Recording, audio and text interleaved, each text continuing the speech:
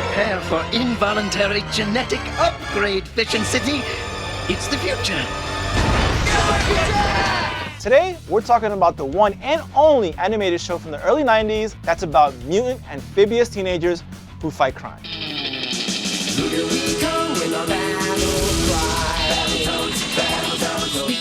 What? No. Though Battletoads and Battlemaniacs is one of my favorite games ever, I'm talking about the only other amphibian superhero cartoon from the 90s.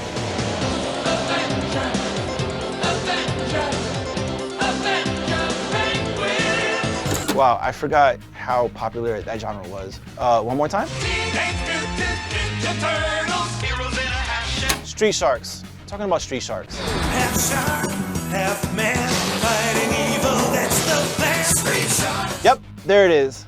Man, that show was fantastic. Fantastic.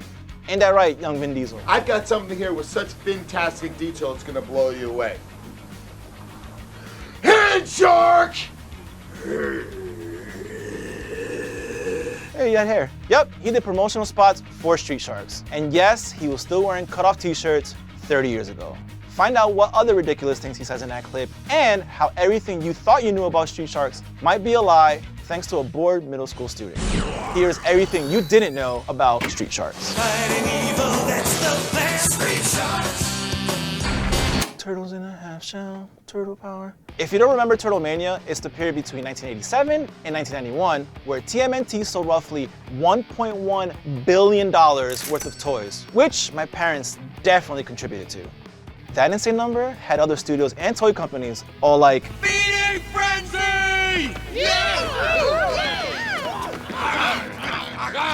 wow, the Street Sharks are super loud eaters. It was a full-fledged race to find the next Ninja Turtle-style kids show, which is how you ended up with Battletoads, Toxic Crusaders, Dino Saucers, Road Rovers, and more.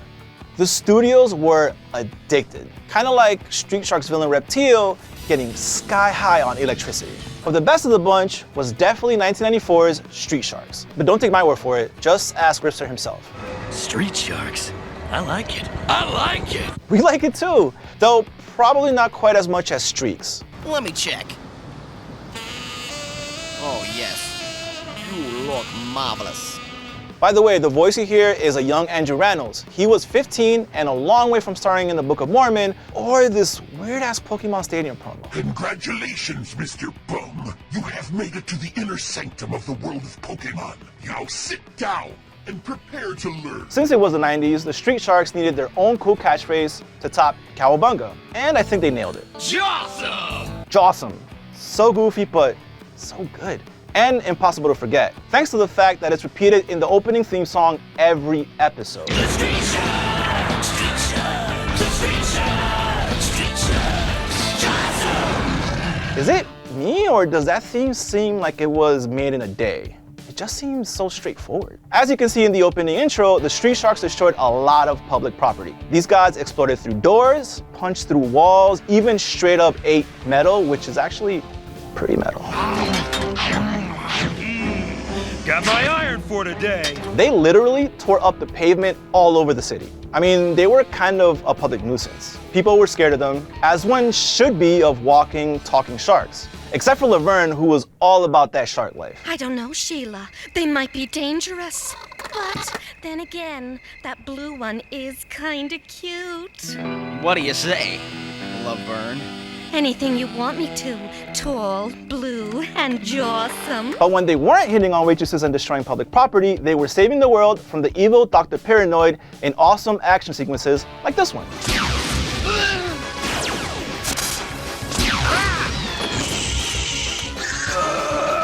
The Street Sharks were big, brash, and bold. They were jawsome. So much so that DJ Jawsome immortalized them in this amazing EDM track.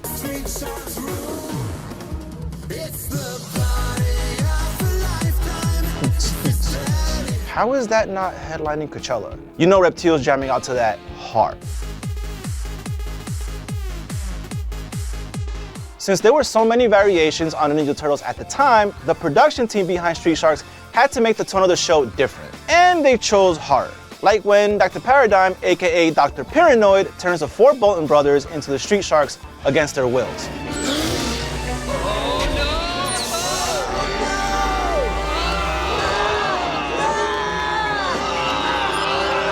looking back at it, that's not a kid's cartoon. That's a David Cronenberg movie. Oh, my hands. Ah! Where did I see this horror movie before? Oh, that's right.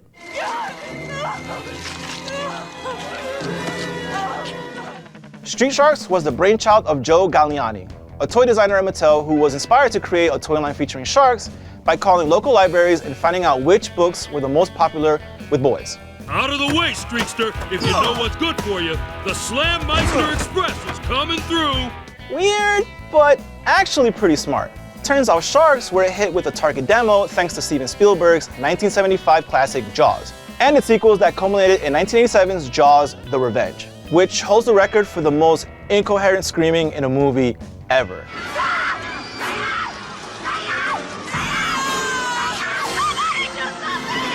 Also, Discovery Channel Shark Week had just premiered in 1988, creating an image of sharks as big, mean eating machines with very poor lip animation. What? Where is he? That way. Shark attack! Interest in sharks was at a fever pitch, so Mattel bought Street Sharks before Galliani even finished his presentation. For the animation, they hired Deke Animation, who had just produced Battletoads. And for the toy line, they hired Vin Diesel as their spokesman. Say hello to that round mound of pound and his power slam. Very deadly. He loves to tenderize the competition before he uses it. I can sell toys too, Vin Diesel. Say hello to the round mound of pound boomer. He loves to tenderize his competition, just as much as Vin Diesel loves beefing with The Rock, apparently. Side note, I'm guessing the names of the characters changed between this Toy Fair from '94 and the production of the cartoon, because this is actually Big Slamoo, not Boomer, and this is Jab, not Sledge, but in the video. Oh, here's another cool one. Hand puppet! I can't recreate that Vin Diesel magic. What was I thinking? I guess the Vin Diesel magic worked because the Street Shark toys were a hit. They sold $40 million worth of toys in its first season alone because the toys are actually pretty cool. I mean, this one had hair. I mean, they're colorful, they're fun, they're unique. Not to mention all the accessories they pushed, because they had guns, harpoon things. They had vehicles. Like, everyone on the show had their own vehicle. Hot rods, vans, motorcycles, helicopters, even jetpacks. Jetpack Jam fires up his new jetpack. My favorite mode of transportation, Streaks, is rollerblades. And I can attest to this, because this was the most 90s way to travel, because I had rollerblades. I still have the scars. Not from falling, but from getting beat up for being on rollerblades. Whew, it was cold in that vest. Just like any good horror movie, the Street Sharks origin started with a mad scientist. See, Dr. Robert Bolton created a device that could splice human and animal DNA together, making hybrid monsters like this guy. I think I'll call you Moby Lick. Now let's see if you can live up to your name and lick those sharks. Oh, don't lick those sharks. Who knows where they've been? And check out that tongue. I think Moby Lick was the 5th member of KISS. Also, the device that created Moby Lick and the Street Sharks was called a gene slammer, which sounds like a weird innuendo which Street Sharks love to do. We sure put a crimp in Piranoid's stainless steel shorts. Not to mention the dents we banged into his mechanical muncher. The dents we banged in his mechanical muncher? Nah, I'm not touching that. Bolton's research partner, Dr. Paradigm, double-crossed him and stole the gene slammer. No, you're not. I'm pulling the plug. The probability of that is 0. It's all Bolton's fault though. How could you trust a guy with an eye patch and a German accent? Dude had villain written all over him. Especially when Paradigm accidentally spliced his own genes with the piranhas and turned into Dr. Paranoid. Which is a cross between a piranha and the Demogorgon from Stranger Things.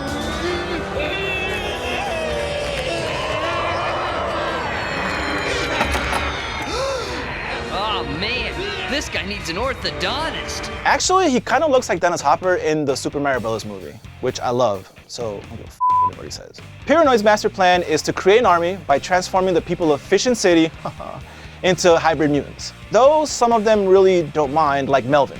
But this is too radical even for me to imagine. Although, yeah, I like it. That's how Paradigm accidentally created the Street Sharks, who rebel against the evil doctor. The Sharks are a fun-loving crew who love to save the day and eat TVs.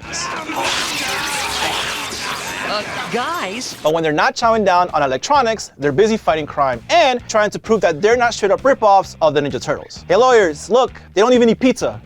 Pizza okay? pizza? Definitely not copyright infringement at all. Though the similarities between the main characters are pretty striking. For example, the oldest street shark is Ripster. He's the man with the plan, aka the leader, and super into fish puns. Hold on, Benz. We're supposed to be Fincognito, right? Totally clandestine. So good. Ripster's the level-headed leader. Also, he's blue. That sounds like Leonardo to me. Then there's Jab, the guy who basically murders Reptile in this clip. You big ugly bottom-feeding sea snake! It's time someone put a stop to you for good! He's good with mechanics. Oh, hey, Donatello. Then you've got Big Slamoo, the red-ish one with a temper. You bottom feeder! You're going down! Oops. Sorry. Huh, just like Raphael. Speaking of whom, voice actor Matt Hill, who played Jab, will later go on to play the Red Ninja Turtle in the third live-action Ninja Turtles movie. You know, the one so bad, but you still watch like 100 times anyway? We're turtles, friend. The Teenage Mutant Ninja variety. Sleazeball. And last, there was Streaks, the jokester who's always cracking wise in the heat of battle. Did someone say autograph? Aren't you forgetting someone? Oh yeah. Who should I make this out to? Just like my favorite Ninja Turtle, Michelangelo. Sounds like my kind of creature. Even their human friend Benz is basically a cross between Casey Jones and Pauly Shore. He lives with the Street Sharks in the most 90s bunker ever. Welcome to the Binsman's humble abode. We've got your basic entertainment center, your workout room, check out the bite marks in that boogie board, your giant screen TV, your workshop, whatever you need. If we don't got it, we'll make it. Giant screen TV, boogie board, you know he's got a Laserdisc player in there. And lastly, there's their April O'Neil, Lena Mack. She's basically the brains of the bunch, though she's a terrible hider. That's not like any rat I've ever seen. It must be another of Paranoid's experiments. Why are you talking out loud when you're supposed to be hiding from the evil villain? Lena was voiced by Pam Carter, who made her voice acting debut on Street Sharks. Wondering how she landed that role? She was the show's casting director. Show business, baby. But my favorite characters were definitely the villains, who all had genuinely terrifying designs, which were undercut by their hilarious names. There was Killamari, El Sordo, and Shrimp Louie, who's pretty insecure about his job status. Say, you wouldn't get rid of us, would you, boss? That wouldn't be fair. Not if you improve your behavior. Like they say, get your genes together. Nobody says that, Paranoid. Also, Slash, not the guitarist, who just might be the creepiest salesman ever.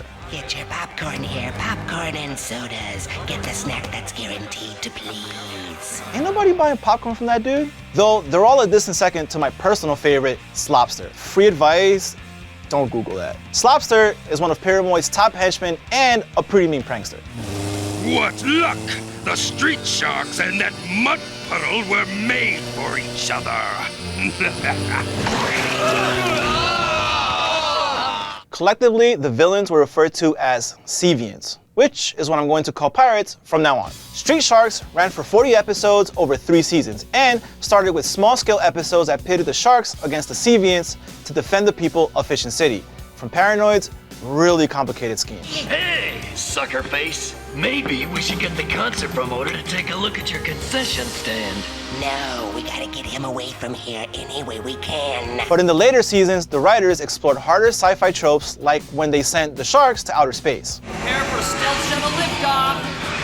Make that short shuttle liftoff.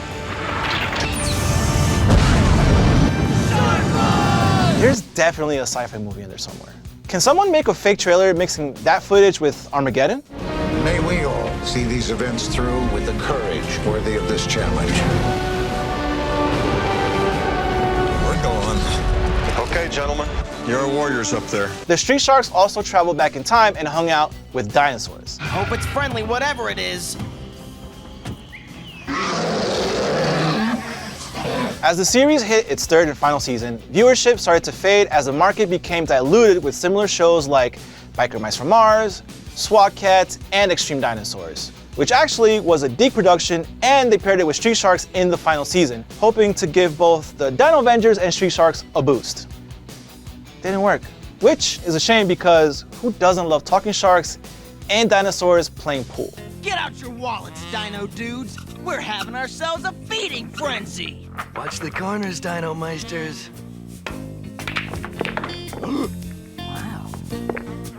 The voice of the pool-playing dino was Ian James Corlett, better known as Goku from Dragon Ball Z. Just keep dreaming, cause I won't let you destroy Earth! That's a fun fact you never would have learned in the early 2000s. In 2003, a middle school student named Jordan Miner edited the Street Sharks wiki page on tvtomy.com to include a bunch of made-up nonsense. He created a female character named Roxy, describing her as the hot chick Streak's sister, who never existed, though there really was a character named Rox with an awesome mullet. Rox! Hey, how you doing? What's shaking, man? Miner also created another character called Meat Hook, a shark who he claimed was voiced by Henry Winkler, a nice callback to when he jumped the shark on Happy Days.